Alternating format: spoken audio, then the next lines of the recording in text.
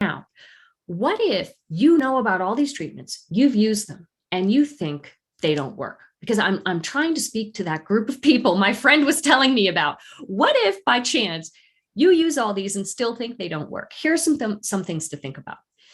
First of all, don't judge by symptoms. You need to retest to see if the gas is lowering, because symptoms can take 2 to 3 treatment rounds to get better if someone's gas was high. So you can't say a treatment didn't work if you don't have a retest, just because of someone's not feeling better, because you'd have to see, are you sure that that treatment didn't bring gas down? Second is, not all treatments that I just mentioned click for every single person. That's just how it goes with all sorts of conditions and all sorts of treatments. Sometimes a treatment just doesn't click with a person. If that happens, just try a different treatment. Sometimes only one of the 3 treatment types work, meaning antibiotics, herbal antibiotics, or elemental diet. So it's really important to vary your treatments between antibiotics, herbal antibiotics, and elemental diet. Now, this last one can be very problematic for a lot of different reasons. Maybe certain practitioners don't know about all 3 treatment types, or philosophically, they don't want to use one or more of the types. Like gastroenterologists typically only want to use antibiotics. They philosophically do not want to use herbal antibiotics, and alternative practitioners philosophically may not want to use pharmaceutical antibiotics.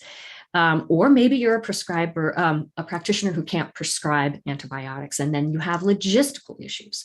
So I understand that this one can be hard, but I just want you to know that this is something that commonly happens, that only one of the 3 treatment types may be the one that really works for a patient.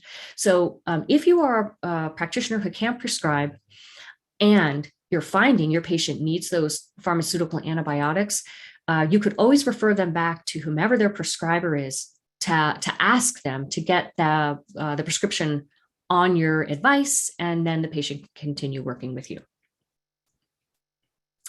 Now, the last one is, what if the treatments really, really aren't working? That's a tough case, when multiple appropriate treatments don't reduce gas or symptoms, or only offer a minimal temporary help. This is the worst one. In this case, it's truly a tough case. But the clarifying points here are, you've tried all 3 treatment types, right? So you can't say someone's a tough case if you've only tried herbal antibiotics. And also, have you tried multiple protocols and options from within that treatment type for antibiotics and herbal antibiotics? If you have done all that and you've tested and retested to truly prove that nothing's working, then that's a tough case. And then that means almost always that something else is going on, such as mold illness, or maybe MCAS, something else that needs to be dealt with first before you can really make any progress.